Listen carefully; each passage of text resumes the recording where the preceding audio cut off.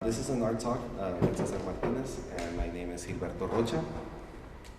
This is hosted by the Laredo Center for the Arts, November 20th, 2021.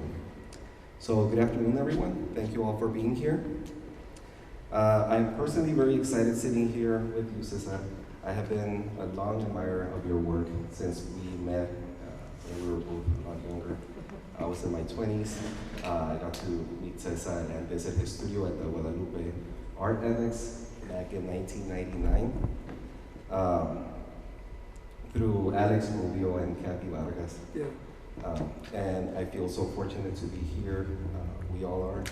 And let me, before we get started, on behalf of those who helped to make this exhibition possible, including our executive director, Rosie Santos, our very hardworking staff, and all of the board members and our sponsors, including IBC Bank, the Guadalupe and Lilia Martinez Foundation, Falcon Bank, La Posada Hotel, Martin High School, BMT Magnet Art School, Cabello U-Haul Rentals, Giselle Rodriguez, and everyone in attendance here, and the city of Laredo, we would like to say thank you for being here y bienvenido a casa. Gracias. I do feel at home. Thank you. So before I get started with the talk, just any words that you would like to tell the audience? Okay, what? You're standing up? Okay. Ahorita vos sit down. Okay. Unas palabras que les quieras decir. Yeah. It's an honor being here, and last night was one of those major experiences that you have not often.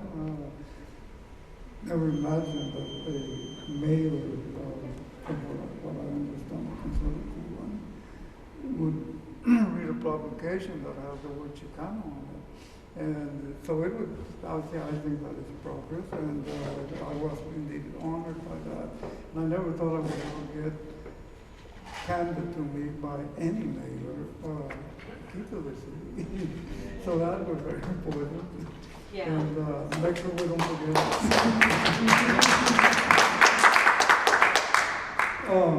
And also, I'm not here alone. A very important person is here, my partner of many years now, Diana Molina, and an author now. She's an author, and also an excellent photographer and artist.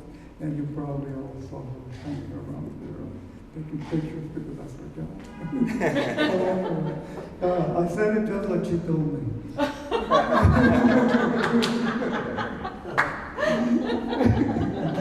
So anyway, no, but I meant it.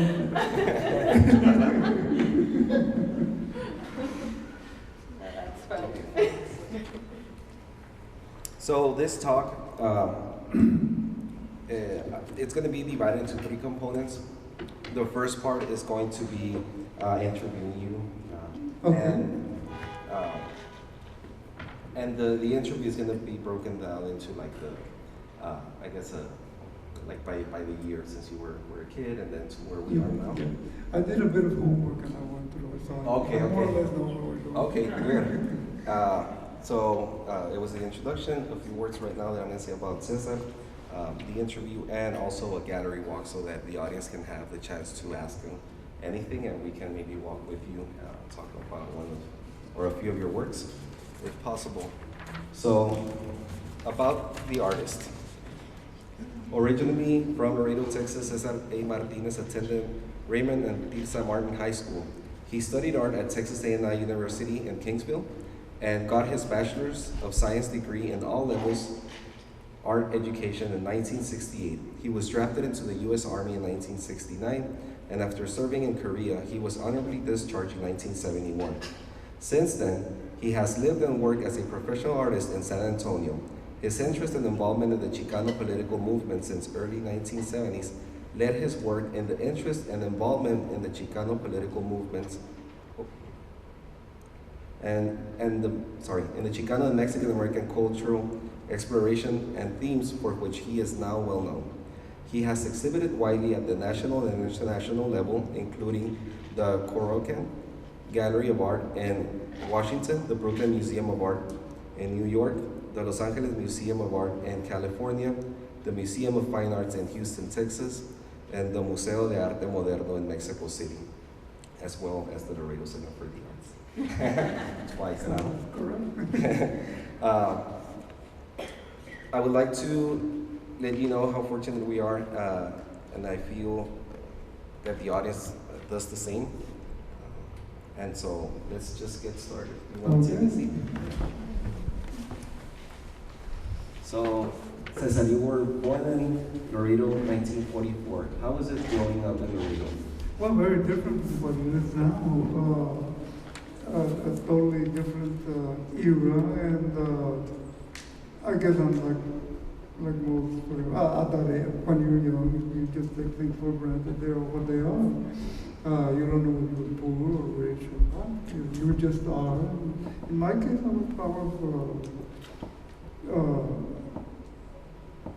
was pretty much the center of attention because my father died when I was not even a year old. And I ended up not knowing much about my father's side of the family until I was a little bit older. There were a couple of probably uncles that I had that had a barber shop on Saunders Street, where on the other side of town. But other than that, I was taken in by my mother's family, the Garza side of the family. I'm a Garza on that side. And so, I was the only child, so I got a lot of attention. And a lot of my schoolmates they said that we were rich, but we were not even close.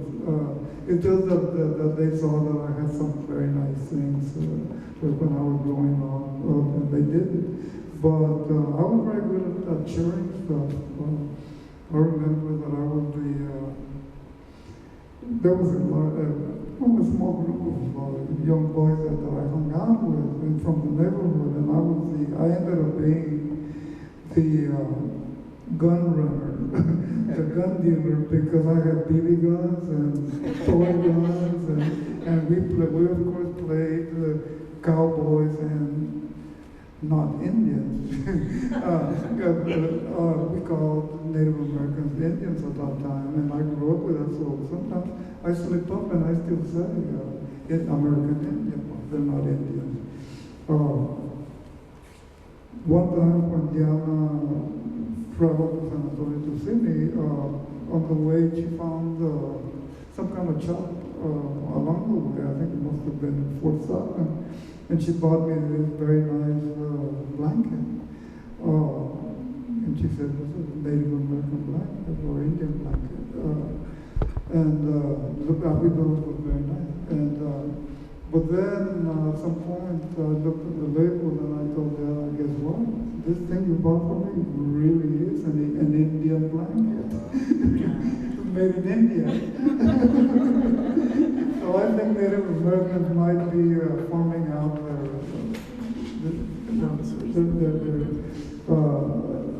their weaving and so on. But anyway, yes, I'm deviating, getting windy here. But That's okay. no, like I said, I think that's pretty much it. I had a I would say, very pleasant growing up. There were no traumas, no dysfunction in our family, and so. That's so great that you say about like sharing that. I mean, even though you were the gun dealer, but Gun runner. but I mean, you can tell us Gun dealer. since you were a kid, sharing your time now with us. Yeah, they didn't have that Kind of stuff. hard. Of course, yeah. How did art come into your life? Was your family creative, your friends, or how was it? The what? Your art. How did art come into your life? Were you always artistic? I think it was always an interest, but the one thing that I need to make clear is that I know almost just about all of my peers were very gifted from a very young age. In some cases, they were like shot prodigies. They did wonderful work, had either a knack for painting or drawing and things like that. And from a very young age, their work was looking very professional already. I was no such thing. I did like to paint. I did like to draw and love coloring books and coloring them and stuff like that. But was I any good at it? No. That being good at doing what I do took a lot of work, took a lot of learning. What got me to be an artist was nowhere near, well, I think that it touches on my young years in that when I realized that I had artist ideas that I wanted to express them, of course I went into painting because I liked it and all of that. But was I any good? No. Diana and I have a running joke about the fact that I like to cook. But am I a really good cook? No, not really. I can cook okay. You know? So we say we're not gourmets, we're gourmets. I saw that expresses it very well. I saw this thing where this gentleman told his wife, like, have I ever told you how well you cook? And she says no. And he goes, well, why do you still keep cooking?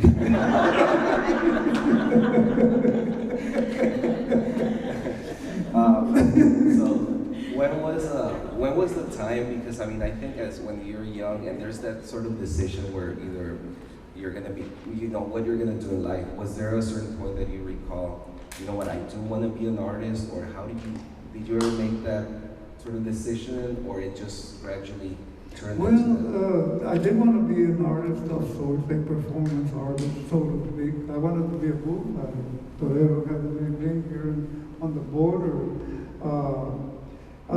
Now, I think that we've progressed enough to see things for what they are. Bullfighting cannot possibly be a good thing. An animal being victimized to create what I think is great art, but let's face it, it involves killing an animal in a spectacle, and that is not a good thing. I always knew it was I saw it for what it was, but I kind of looked the other way, and I wanted to be that. But there were other realities, like the Vietnam War, and so I get out of high school and I gotta go to college to stay out of the draft, and then it became basically a big draft dodge. And so what was I going to study in college? Well, I was very naive about those things. And I said, well, I'll start business administration, and then I'll be a businessman and then make money. I didn't know that when you go into an area of study at the college level, you better be serious. You have to like it. I thought that I could just breeze through it, and I didn't. It was a disaster, and I got it into my head that art will be easier, and so I became an art major. And the easiest major plan, whatever, course of study was art education, all-level art education. I had no interest in teaching, but I wanted to take as many art courses as possible, so I did that. And to make a long story short, in the end, I ended up in the army anyway. With it, but I had a college degree in teaching art, but I never used it. While I was in college, one of my favorite pastimes was to sneak into a professor's office. I had very good, very nice professors, art professors, what used to be Texas A&I University. And I was sneak into his office and look at art magazines. And I assumed that every artist that I was looking at there was rich. You have to be rich. You were in an art magazine. Like what they say, I read it in a book, I figured it was true. But really it wasn't. But anyway, that was my favorite pastime. But I did get a degree in teaching. But I never did that. But I was thinking while I was watching or looking at all of these art magazines and being very influenced by what was going on in the art world, that was, the notion of being a professional artist is what I was really interested in. How do you do it? Well, college doesn't give you a roadmap for that. That's something that, okay, it happens on its own. It sneaks up on you. Next thing you know, it's like, well, I guess I'm an artist. My work is in shows and all of that. So it's a process that becomes, it normalizes to the point that you don't notice it's happening. You're just doing stuff and as an artist and making it stick. I lost my train of thought. I was going to say something about, well, never mind. It'll come back. Okay. Well, that about you saying, when you become an artist or when you say you become an artist, I remember, in my case, I remember specifically when I decided, now I'm an artist. And it all had to do because I had a show, and even still, I had already graduated with an art degree and everything. I would never say that I was an artist until a friend introduced me to this girl, and he was like, oh, this is my friend, Rocha, he's an artist. And then they got all excited, oh my God, you're an artist? And I'm like, okay, from this point on, I'm an artist.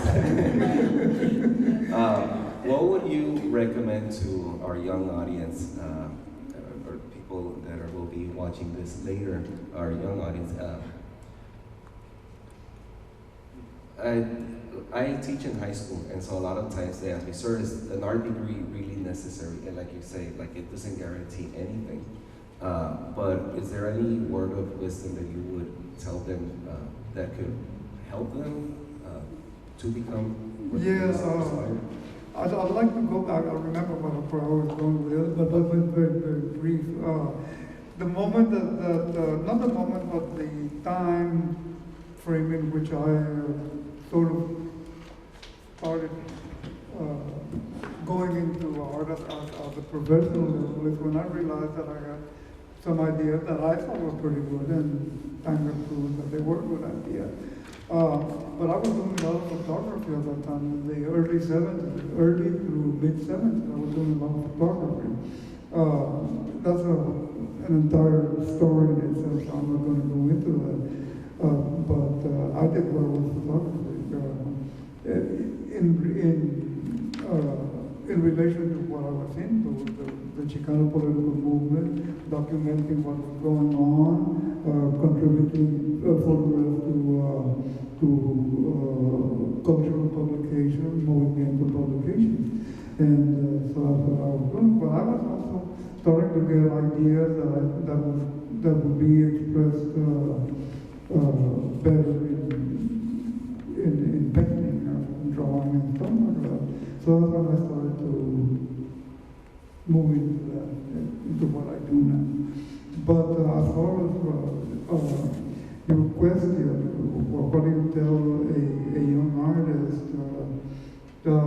That's a tough one. It really is a tough question. First of all, let me say something. I've already said something about talent, or lack of it, and how far you can go without any. But no, I do have some talent.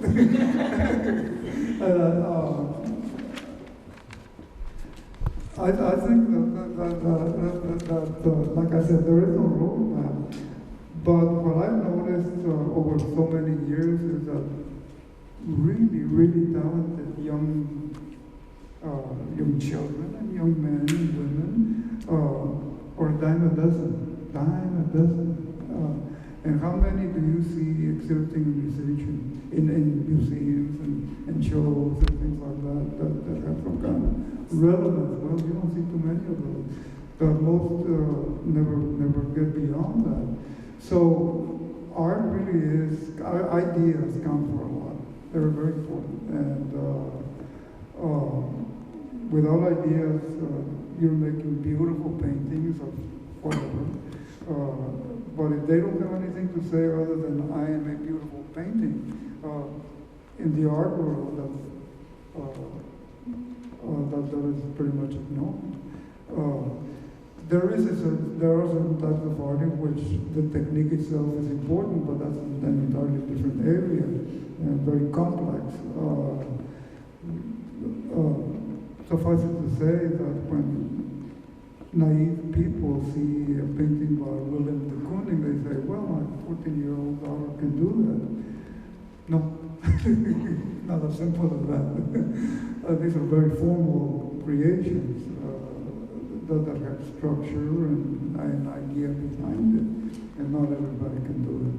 The artist is the one who can do that.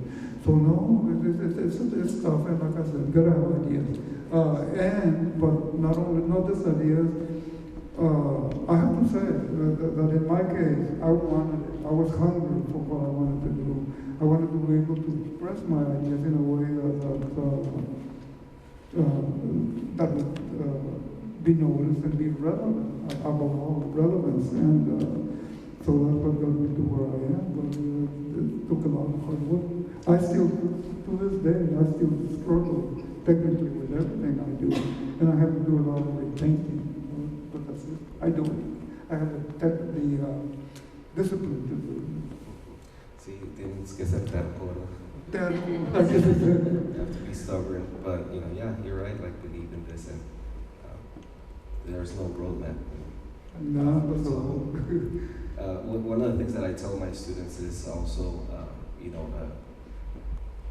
with that dicho, dime con quién te juntas y te diré quién eres. Gather, get your friends to be involved in the arts. If you have those dialogues, those conversations, then your ideas can also, like you're saying, it's about the idea, like how can I push these ideas? And what's difficult is, when you're a kid and very naive and you're like, oh, I want to do art, drawings or whatever, but how do you do it when you have, a 77-year-old man still taking those risks? How, waking up and be like, you know what, I'm gonna challenge myself and, will I get it wrong? The series of works that you have here, I mean, it takes a lot of guts to be in the comfort of, like, for example, the vatos, I'm good at this, these are great, but still push yourself and be inspire somebody else with collages and things like that. I mean, that's very admirable. I think that the reason that there is so much variety in my work is precisely because of what I said at the very beginning of this. I'm not married to anything because I did not excel at anything. And as I got good at painting, because that's primarily what I started with, I realized that there were other ideas that I wanted to express that could not be expressed in the format in which I present my barrio characters in the Vato Pachuco series. So I realized that I needed, in some cases, I needed to use actual materials, and that became the Cesarte series, using old lumber, old pieces of plywood, rusted metal, especially, that sort of thing. But and over time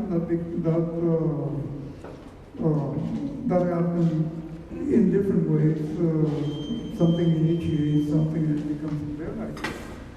And then you have a series going, and then another series, and that's what it's been with my work. Good, thank you. Going back, 1969, you were drafted into the Army. I mean, now times have changed and things are different with them. But I want to know, what went through your mind as a 25-year-old getting drafted and being forced to take that decision?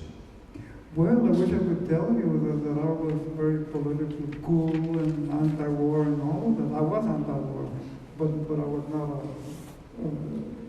into being anti-war. I just the war was wrong. I probably learned that through Muhammad Ali, who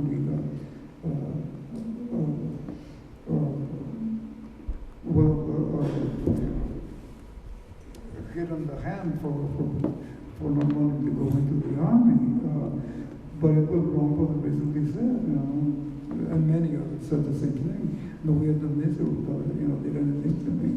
It was a political thing, and But I wish I could tell you that it was that. No, it was a big interruption in my life. I was at that time. I still had the idea in my head that I was going to be a bullfighter, and that didn't work out. So I went into law. It's interesting that you're saying that at this point, like, you're still aspiring to be a bullfighter, but that in a way, like, the government, is making you the bull. Yeah, well, yeah, in a way, bullfighters step into the arena on their own, and they know what the risk, and then they don't know maimed and killed. But the bull has no choice, put that, and that's just like we were being put in a situation. Suffice it to say that in my case, I did not end up in Vietnam. I was sent to Korea, but there was no war, and it was very fortunate for me. And I was in the army only 18 months because Korea, there are still hostilities in Korea, so sort of like token hostility, and so it's considered a hardship tour. And if when you finish your tour of duty in Korea, according to the army rules, if you have less than 5 months to go in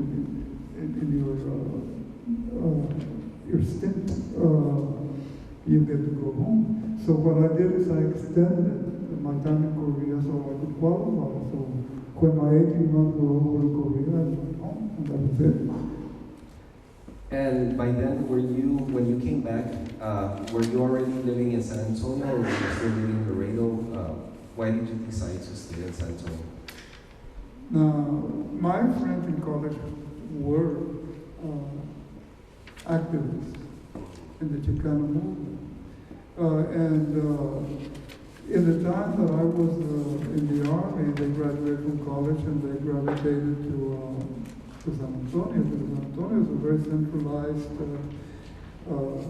place. We were just about in the middle of the country. But that's not the only thing. The cultural element was there, and it was a big city.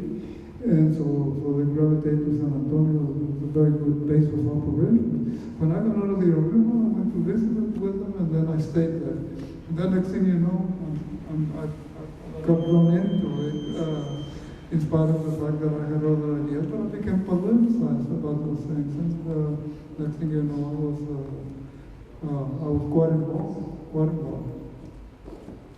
At the time, would you consider that your art became a weapon, in the sense of like what you wanted to express, and those things that were in you, whether they would be anti-war or all these things, and how did you apply them to what you wanted to do, or in collaboration with the movement that was going on? Well, art is not that. It's not really a weapon, but it is a. If you consider art as being informative and addressing certain things that are going on in the world that you don't agree with, political things, then I guess that could be a weapon. But by expressing your opposition to something, but it's just that.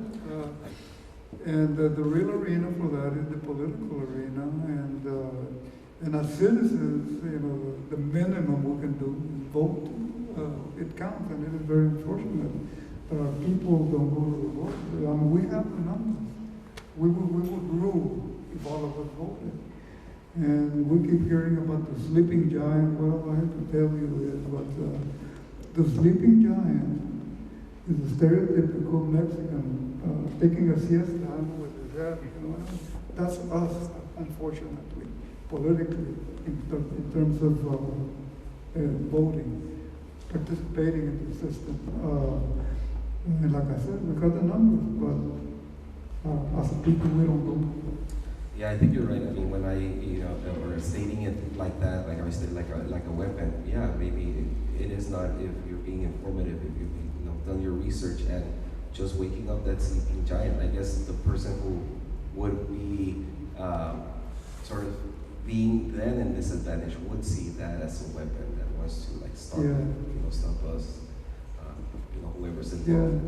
No, but art, like I said, art is affirmative of our own ideas and in opposition to certain things and all of that. And I think it's important for us to declare ourselves in some way or other. When I started out being an artist, I felt that culture was very important. And I had an epiphany one time when there was this big conference, political conference of some sort, and Mexican-American political conference, but there were all kinds of ideologies there, including conservative and radical and Democrat and Republican, what have you. And there were disagreements and this and that, and then back and forth. But then, after the day's over, of course, there's a big party. And everybody in unison, the mariachis start yelling, and conservatives and liberals and all of that, yelling and at one. And so, not rocket science, culture is what unifies us. And so I decided that I was going to mine the cultural arena or the cultural resources that we have to put forth my ideas. And some ideas have been political, but not that much. I don't consider myself a political artist, but I do think that at that time culture was political because it had been suppressed. And it was my generation that started Chicano studies and all of that. We were defining ourselves. We were making it up as we went along. I don't mean making it up in that it's not true. No, right on, because it was scholarly also in many disciplines, music, literature, visual arts, and also social studies and all of that. And so that's what led us to where we are now.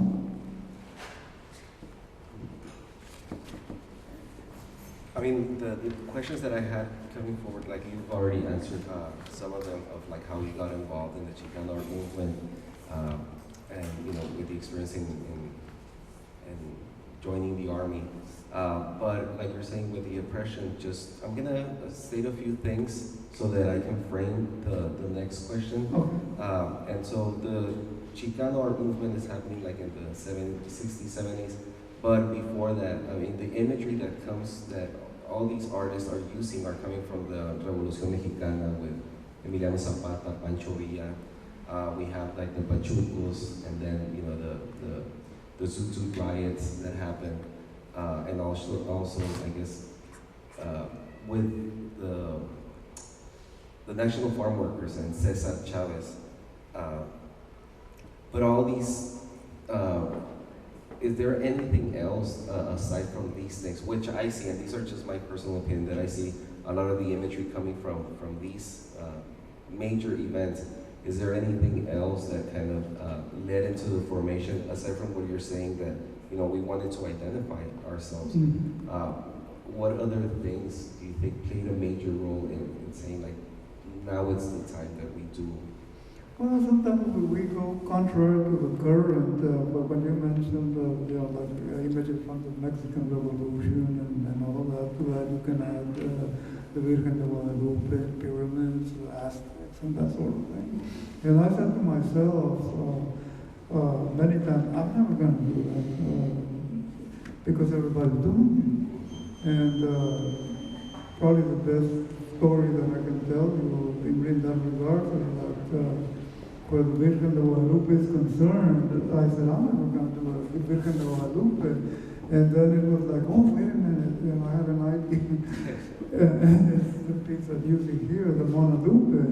But it was kind of like self-critical about what everybody was doing. It was satirical. It was the epitome of Chicano art.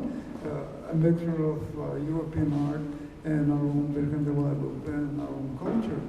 But I think it made an important statement and become, well, iconic. It is an icon. That was my feeling. Since then, I've done pyramids. I've never done a zapata or a panchoria, but stay tuned. Yeah. Cuando dices no y es cuando se parecen.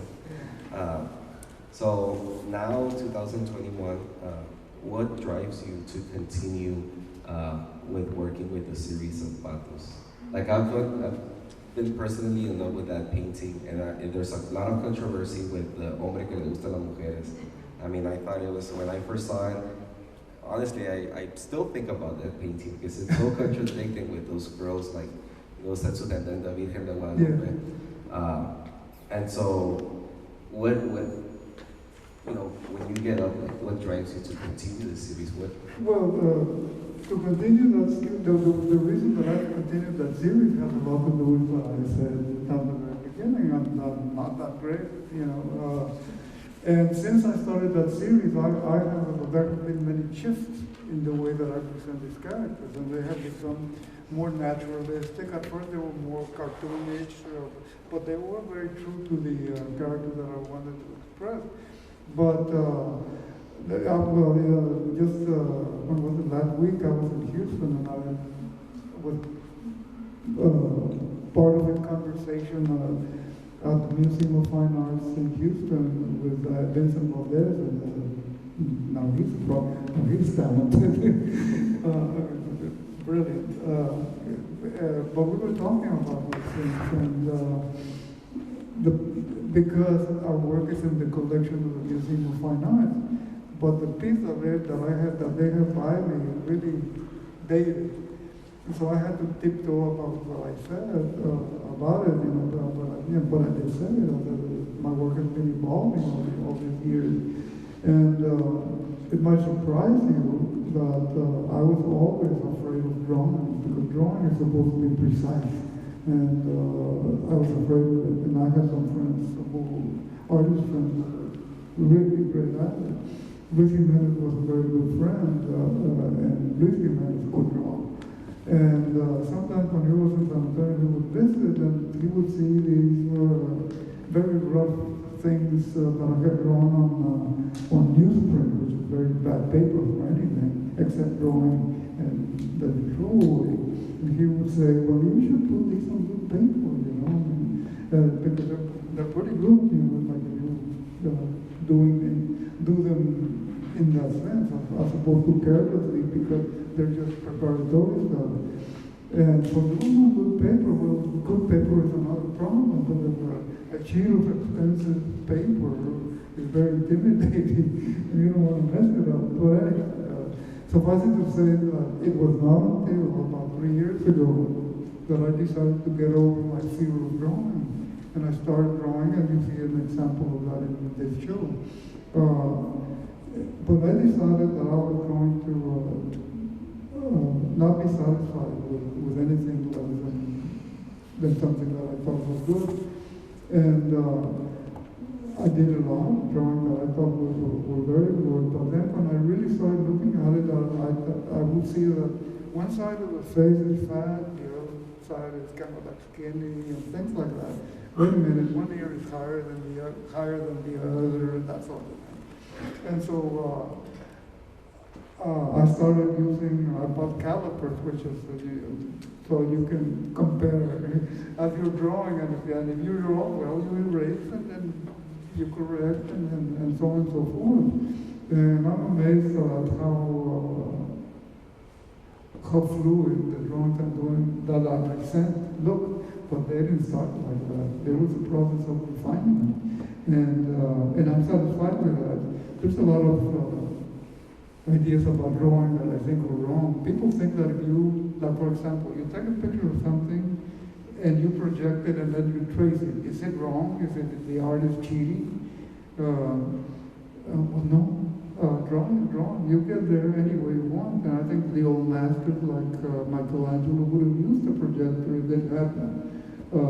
Because they did very precise drawing, but using a grid system. They wanted it to be credible, and that's what we want. What I want. I can only speak for myself. And so drawing is whatever the artist does. In the end, it's the artist's hand that's doing it. So I've got a problem with some digital work that I'm doing. They think I'm cheating because I'm using a computer. First of all, you have to know how to use a computer. If you haven't tried it, you're not going to do what I do. So all of those prejudices that are out there about computer-generated work and about ideas of what drawing really is. In the end, though, my work, my drawings are freehand drawings because I'm not projecting anything. I'm not raising. In fact, I don't even have a model because I'm working with what I have in my head. So you tell me. Yesterday you were explaining to Bruno, I think, how you were doing those, and you said you did them while laying down. You what?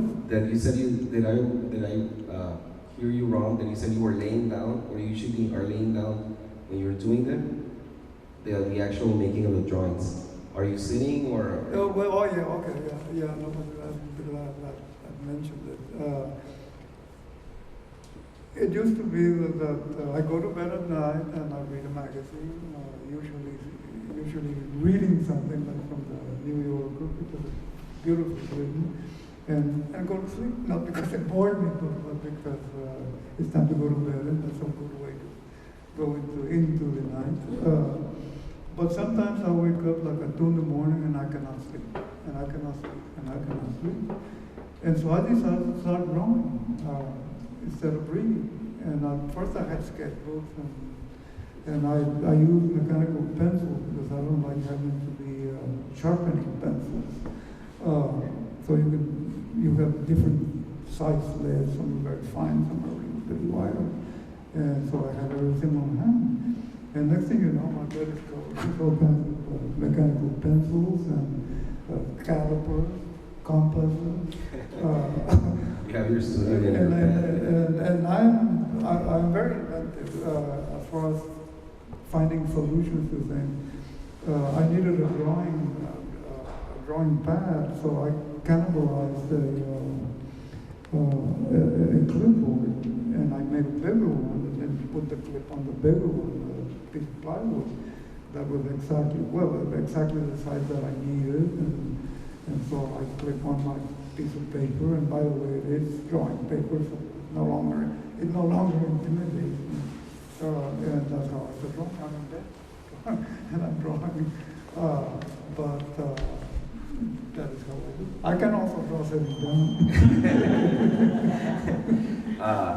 It's very interesting to me how you were saying that Luis Jimenez visiting you and stating that like he knew, he could draw, like, in a way like myself, loving the way that you draw and looking at, and that sort of doubt and, coming from you is like dumbfounding, like this master is saying like, I don't know how to draw, like this guy knows how to draw. Entonces pienso como, like, do I even have a chance, or for other people? But I, looking at your drawings, because I think those are some of my favorite artworks in the exhibition. They're just, in a way to me, they're kind of like saying something, but we're in a very soft voice, but at the same time very precise.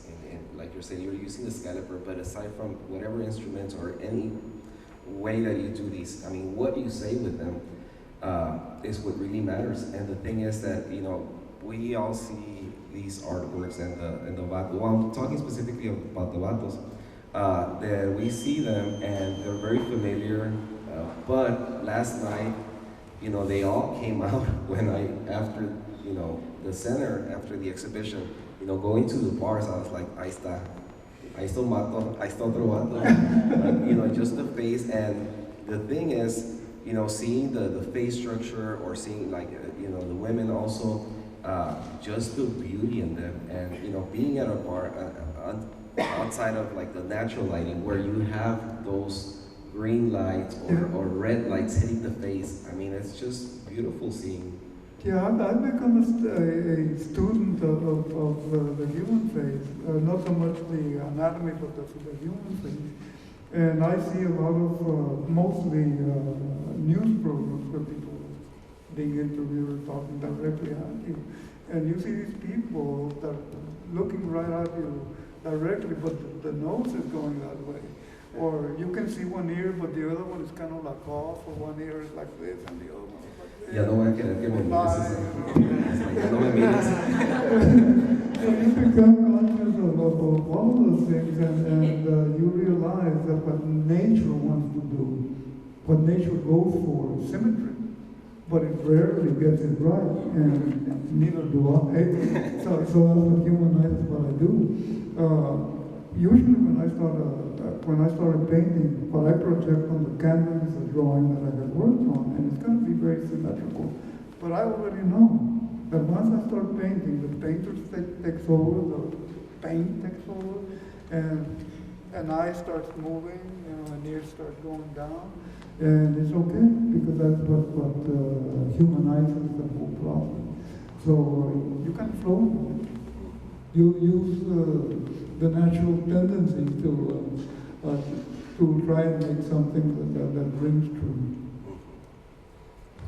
Good. Well, we're almost towards the end, I think. Let me see. At least for the talk part. So these, just to clarify, these battles are all made up, right? Like these are not, they're not specifically from photographs. It's just kind of like images that you have in your mind. That's, you compose them. The paintings, the faces. Do you call it portraits or no? They look like portraits. It's fair enough to say that they are, but I never say that they are. I say that they are characters. Characters in the sense that like the characters that a writer will come up with. These people that you read about, they're real. They become real. They come alive because the writer made them come alive. And that's how I approach my own work. Sometimes I have done some likenesses of the person on which it is based, but most of my pictures my paintings are composites. I might take somebody's hair and put it on this head, and then this head might have ears from another one, and so on and so forth. And I have become very, very proficient at working with Photoshop on the computer. And what used to take me a lot of time to do, now I do very quickly, because I have a whole stock of hairs and ears and noses and lips and hair and head shapes, and whole arsenal of weapons, so to speak, to create my characters. And I often say that when I start seeing that something I'm doing is starting to work, it's like I'm Dr. Frankenstein, and it's alive. I was going to ask, like, what occupies a person's mind throughout the day, reflects in our dreams, and I'm just so curious as to see like how you dream. I wonder it's all like body parts or like eyes and noses coming from different. Well, it's not as simple as that. Of course, I have. First of all, I do have a source book in which I have pictures that I collect from a video, from the internet, print them out, put them in my scrapbook, because these are body types face types and types of people. Not all of them are Chicano, but they might have a certain peculiarity or particularity in their face that I'm interested in, that I can use somewhere. And so then all of that is probably memorized already, and so I can draw on that knowledge. And when I'm creating a character, I'm like, wait a minute, the kind of hair that you need on there is this other type of hair. And I do it. Diana was doing a Zoom session about the ecology, I think, recently, had to do with the ecology. And she had on a guest who was not a Chicano, but he had his hair combed in a certain way. And I should have been listening to what they were saying, but I was looking at the hair. And I made a quick drawing took note, visual note of what the hair looked like. And in this show, there's a drawing of a man that I call Chuco de la Guada. Well, that is the hair that I was seeing in that show. So it can come from anywhere. And then you don't, and as an artist, of course, I don't need to do it exactly as I saw it. I might say it looked better this way. So what does that really mean? I have full license to play around because I'm not limited in any way, and I do it. Do you, as you're building or creating these characters, do you think about maybe what type of voice or what type of, outside of just the image, what type of, like other things like a voice, or if this person would listen like to this type of music, or because I was reading through like, for example, the Pachucos, that they have this sort of dialect that we often, and I still use. I mean, I remember growing up like this, and I'll tell my students, which is the calor, and it's a very lyrical way of talking. It's like, tengo aquí como, ¿qué pasa, calabaza?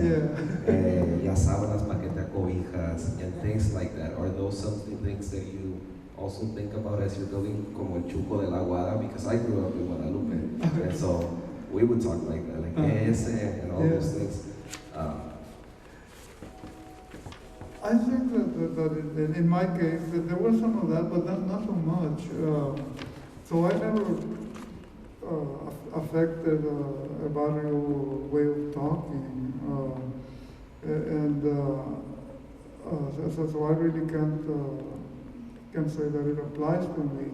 But I am, of course, very, very, very conscious of it. Sometimes it shows up in the titles that you put on something, and sometimes it's just simply something that you assume about the character. How would he talk? Exactly. What would he say? But I think that in the end, the substance is in my case, because it's a visual manifestation, the substance is in what you see, not in what they might say. I've known some artists who get into this kind of imagery or related imagery, and they start adopting a way of talking, and carnal, how you doing, and all that. That's okay, there's nothing wrong with that, but that's not me. In my case, I think that I've always said to myself, be able to talk to everybody, educated people or people from the street, but always treat them with dignity, children for that matter. I don't talk down to children. I rarely talk to children, but I don't have any. But when I do, I try to talk to them as human beings, and it surprises me sometimes how smart and even so sophisticated in a way. They have their own version of sophistication. But when you talk to them, like seriously, like, what do you think of this? Blah, blah, blah. As opposed to, hey, you're cute, and I'm not into that. I can't do it. Cool. Well, thank you. Let me, so I would like to do a gallery walk with you. That's okay. And you can talk to us. I mean, whether you want to choose a painting, or maybe we can ask the audience to choose a painting. Let's let it flow. Yeah. But before we do that, I just want to make a statement about one of the things that I see in your work. When I see your work, the works look simple because of the composition, the limited color palettes, but I mean, very masterfully combined. And the vatos, to me, appear alienated. Yet, these works and characters, I see strength, confidence, I see a sense of pride, and their postures just demand respect. They stand their ground and they speak with their bodies. That's something. I always wanted to present my characters in a very deadpan manner. I didn't want expression, but sometimes you cannot help but put expressions on them. In particular, there's a drawing of a heavy woman who is kind of like smiling, you know. In that case, I was pretty much drawing it as it was in my source, and it was an obituary picture that I had collected. But I had collected it not for the smile, but because of the beautiful smoothness of this very round woman. I thought it was very attractive, very beautiful, but she had that smile, and I said, I'm going to ruin the other stuff if I don't have her smile. So I could put a smile on. But rarely do you see that. Yeah. Rarely. I mean, they do have like these poker faces, but at the same time, it's I can't help as an audience, you know, or just looking at them and I guess imposing my experiences on them, you know, or from what I see, but it could be totally wrong. Yeah. No, you know, I think I'd rather present something very deadpan because I want to avoid the issues of buffoonery, for example. I don't want to do funny stuff. And I often ask myself, why are there human beings like that? There's a former president, buffoon. Why do people opt to be buffoon? Why not dignified instead of buffoonish? But I know the answer. They can't help it, and that's how life works. Good. Do you guys want to follow us? Let's, you know, do a gallery walk. I said earlier that Luis Jimenez was a very good friend of mine. I assume most of you know that he was a very great artist who died a few years ago. The studio accident, the sculpture killed him, fell on him. But anyway, at some point, after we became friends, Luis asked me one time, how come you're doing so many Lato con sunglasses? But he asked me in a way that I understood to be that, like, are they selling or what? And it was sort of true, but I was not getting rich. But the thing is that it made me think about it, and eventually, incidentally, but in a way, deliberately, I started working with the idea of are they selling? And why so many had the sunglasses? It so happened that I had an idea about doing a painting of an albino, because I had albino friends when I was in school. And albinos, well, like Jana had very light colored eyes, and she's very sensitive to light, and albinos more so, they wear sunglasses. So I did a painting of an albino, Chuku, of course. Not just that, but a dwarf. Because I also had a friend who was a dwarf when I was in junior high school. So I decided to combine all of those maladies that we tend, because in the barrio there is no mercy and they make fun of that stuff. So I wanted to be funny, but try to maintain a little bit of dignity in the character. So I did, like I said, he's a dwarf, has a face like a dwarf, but he's an albino. The sunglasses are in his pocket instead of on the side. And so I told us that story when I had a retrospective of the matinee, and Luis attended. He was standing back and he told that story. Thought it was hilarious. But anyway, addressing the Lato con sunglasses, when I was very personal to me, because we were young at that time in high school, and we want to be seen by everybody, the girls, being very cool. And I had seen some guys who were very cool, and they wore sunglasses and buttoned up their shirts, so I started affecting that.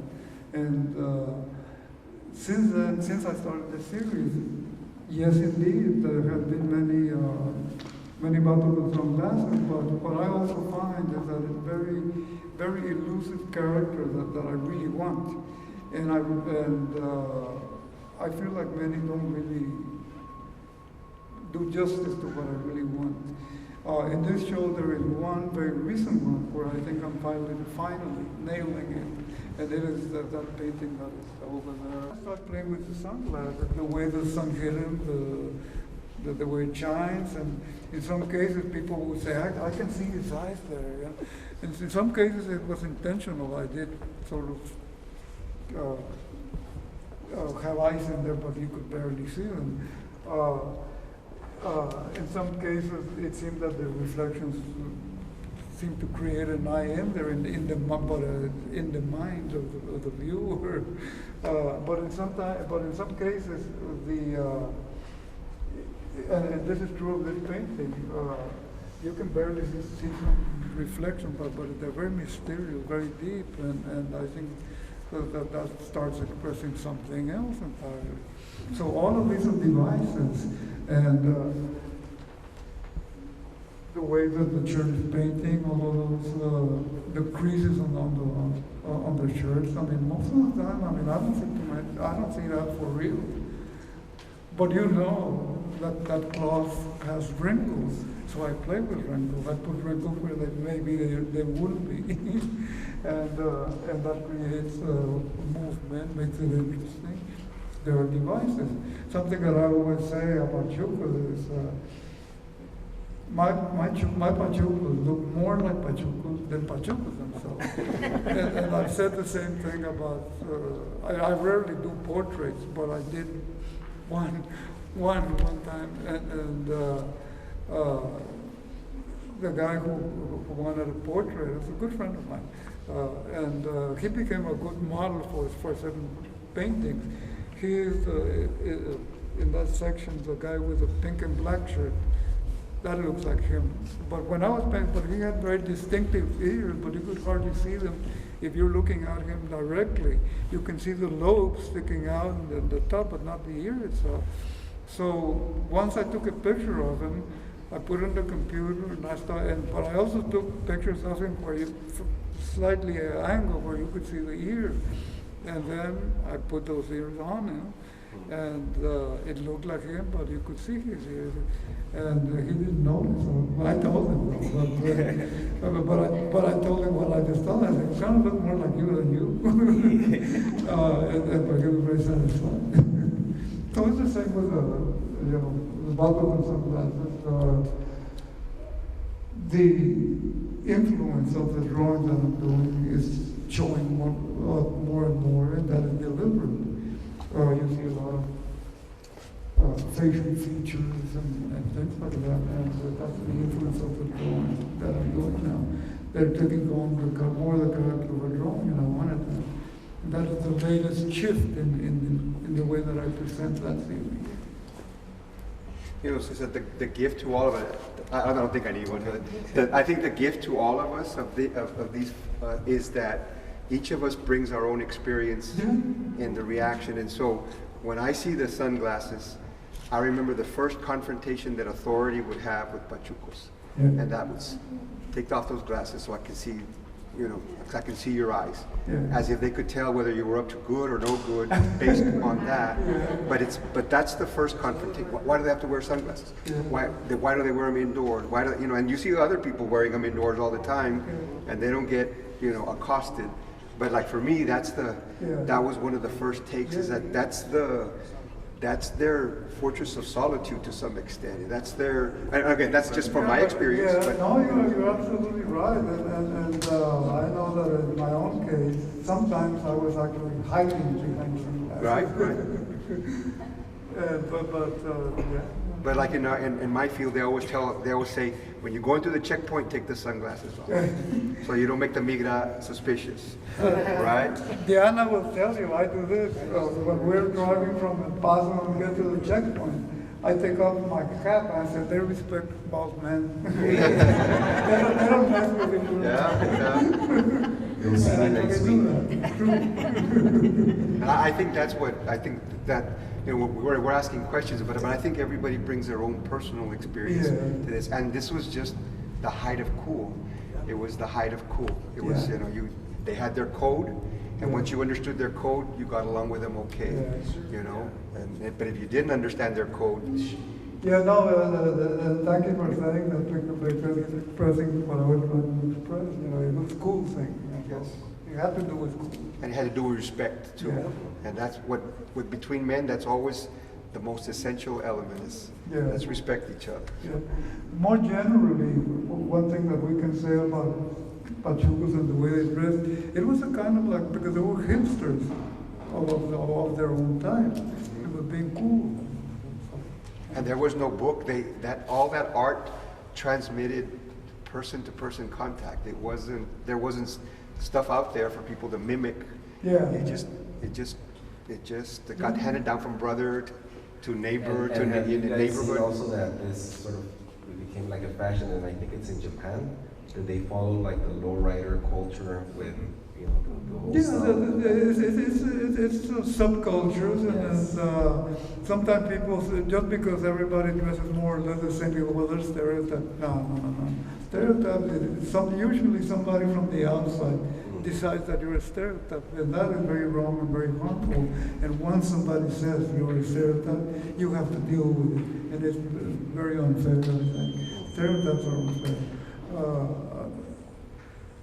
But they're superficial judgments, Yeah. usually. But even if somebody is deliberately dressing up, pretending to be something he isn't, well, why not? I mean, what's wrong with that? Somebody getting killed because of it? No. Anyone else have a question? Anyone? Well, I just wanted to know if there was a reason behind the headrooms. I noticed that some of them have a lot more headroom Yeah. than others. And I'm just Yeah, no, curious about that. there is a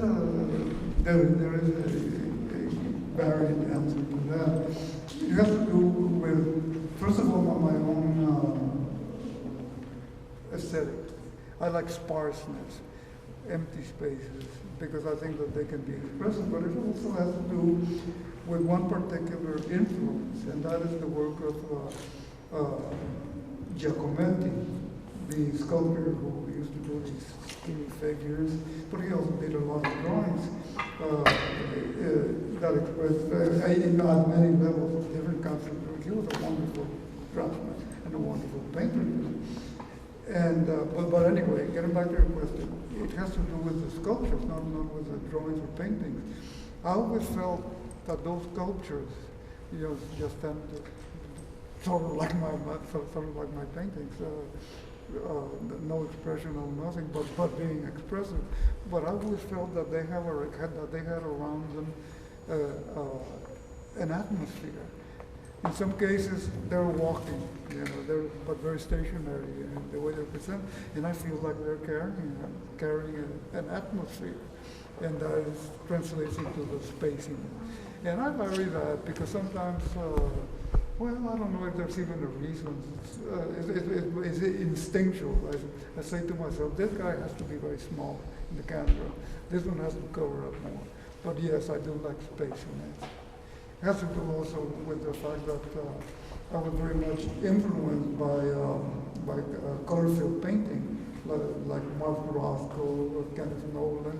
These are artists from the 60s that were well-known contemporary artists that I have not. Yeah. Thank you. Are the lines, because just in reference to what she was asking, with the lines that you have, are those meant to be like horizon lines, or are they purely designed? Yeah, but the reason kind of like you come to the end of the circle. I always say that a big influence on me was the work of Mark Roscoe, which was of course very abstract. Just rectangles of color, beautifully nuanced, with a lot of nuance in the way they were painted. But one time, when I saw a major Mark Roscoe show a long time ago at the Museum of Fine Arts in Houston. But then I started, because I always say, big influence, I started asking myself, okay, go through the book, the catalog, and what do you like there? And to my surprise, it was just a handful of the more traditional ones with more than one area of color. But the one that I really truly liked was simply a canvas that had a line right in the middle. and it was an upper section and a lower section. Now, I interpreted it as an ocean but with nothing in it, no boats, no nothing. And I think it was like in gray and a darker color. So it was very stark. But that is the one that I really grew like. And I think that when I realized that, I started saying, well, that's kind of like an abstract horizon line. Not really that, but it's a good explanation. Yeah. I guess I It always is, think of it's just a compositional device. a composition. So I can keep the background stark, but at the same time with a division there to make it interesting. I guess sometimes, when we think of horizontals, we tend to think of landscapes, and so when I look at these, and I think, and in my mind, if I do see them as horizon lines, and typically when you put things under the horizon line, the person becomes more earthly or more earthbound. I was just wondering if maybe that was, some reference that you made or anything about the characters. About what? Yeah, saying that they're, below the horizon line, like, are they more earthly type people to where they're more closer to the earth?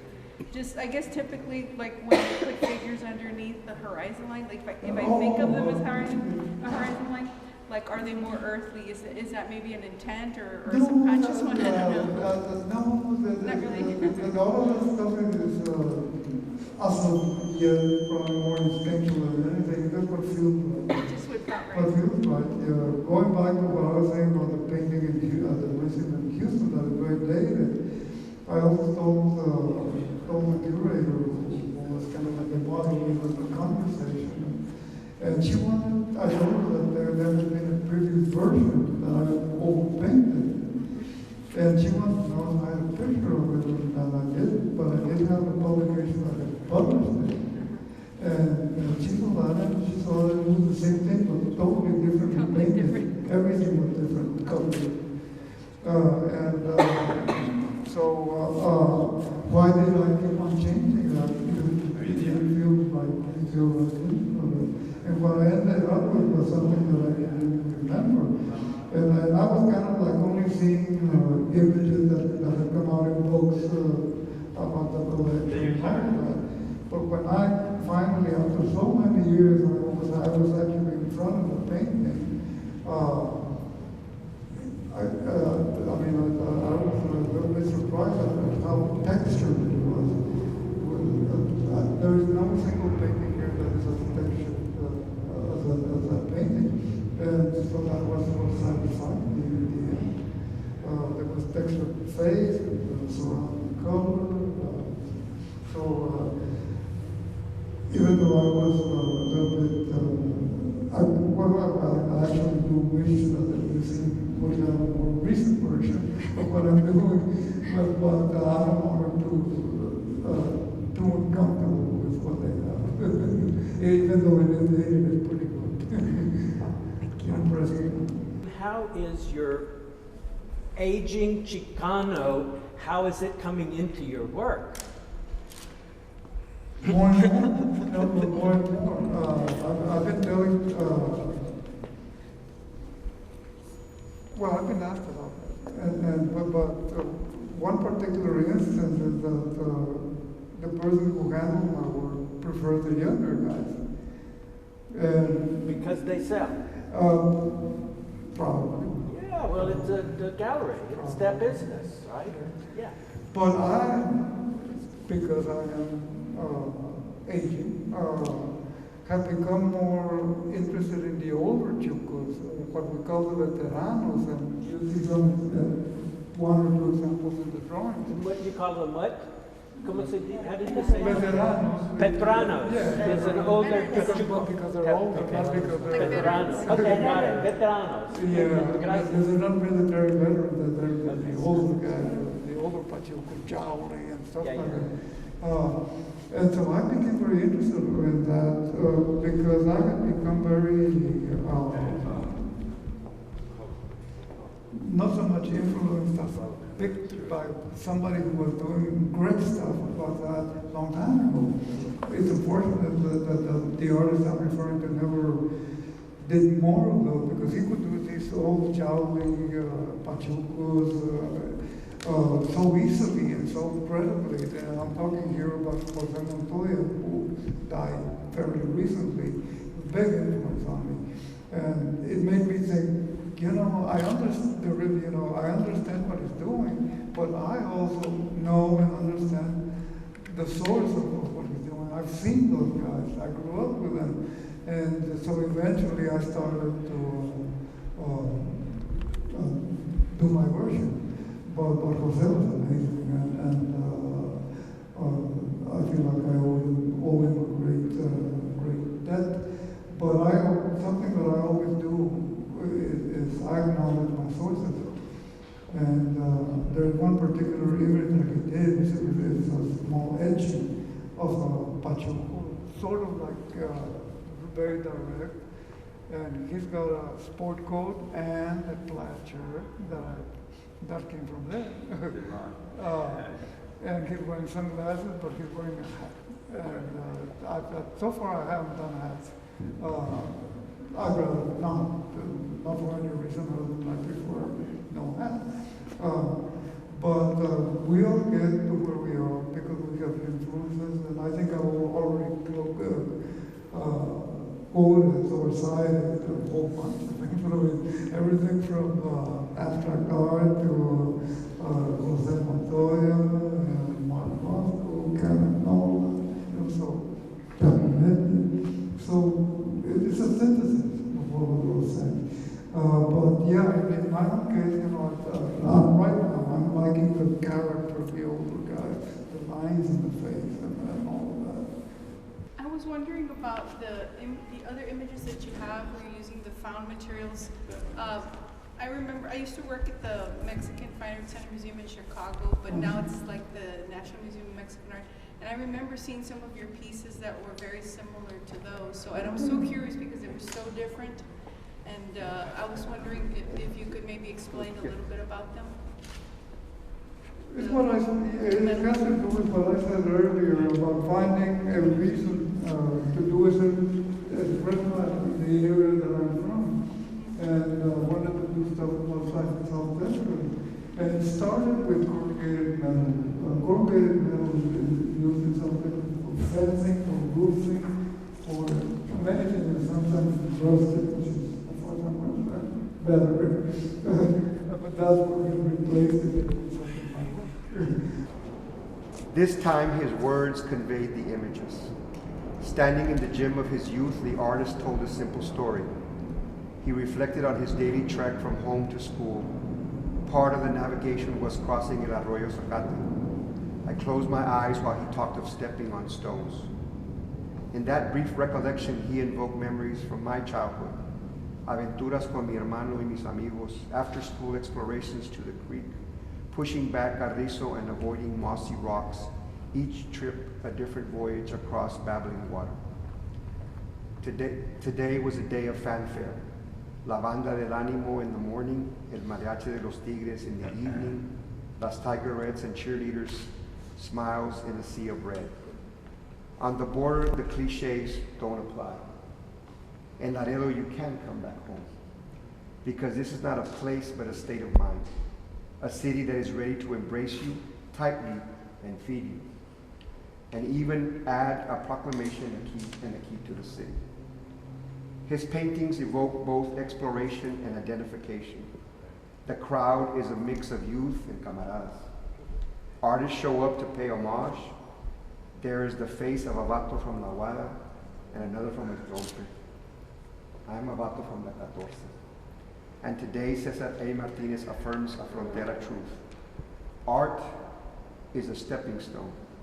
The path leads out to the world and then back home again. Thank you very much.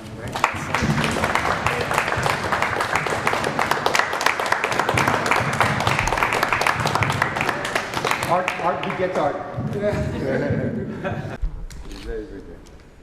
So I want to thank you all for coming. I have something I do in a lot of my characters. I put on what is called it has a French name, I can't remember, mousse or I don't know, it's called a soul patch. And in this picture, I actually have a little beard and a soul patch. Bueno, ahorita a ver si me hace el favor y lo damos. But very interesting, because it looks like a line, and in recent times when I was drawing, by the way, another technical detail about drawings is that I start out with, for orientation, the pieces of paper have a line right down the middle, and then on the lower part a horizontal one. And sometimes I let that line show, because I'm not afraid of letting you know how I do things.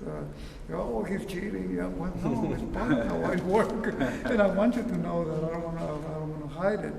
But I noticed that in this part of the face, from the nose to the chin, that it seemed to signify something. So I deliberately, I would erase the line, but then I would lightly suggest that there's something there. Could be a mustache, could be a soul patch, could be nothing, could be a shadow or a detail of the face. But I find that to be very interesting. Very interesting to put it there. Gives it something, something mysterious. Not really hair. Thank you, Cesar. And thank you all for coming here. The last thing that I'm going to say is that for the closing reception in mid-January, we will have the very talented artist and curator, Diana Molina. Right in front of you. Who is represented right here. She is the executive director of Juntos Art Association in El Paso, and will be featured during a presentation of a book signing event that we're going to have here at the Center for the Arts. And the book is Icons and Symbols of the Borderland. That includes art from the U.S.-Mexico crossroads. And Mr. Cesar Martinez is featured in the cover of that book. If you guys are interested, we have those books for sale here. And again, we're going to have a closing reception event, but Ms. Diana is going to be talking about her book and her experience and all that, right? We so look forward to that. So thank you all. Please share with your friends about the events that we have coming up with this amazing exhibition. This has been an experience of a lifetime for all of us, and I hope you've done justice to you also. And welcome again, and this is always going to be your home. And thank you, Cesar, and thank you all for coming.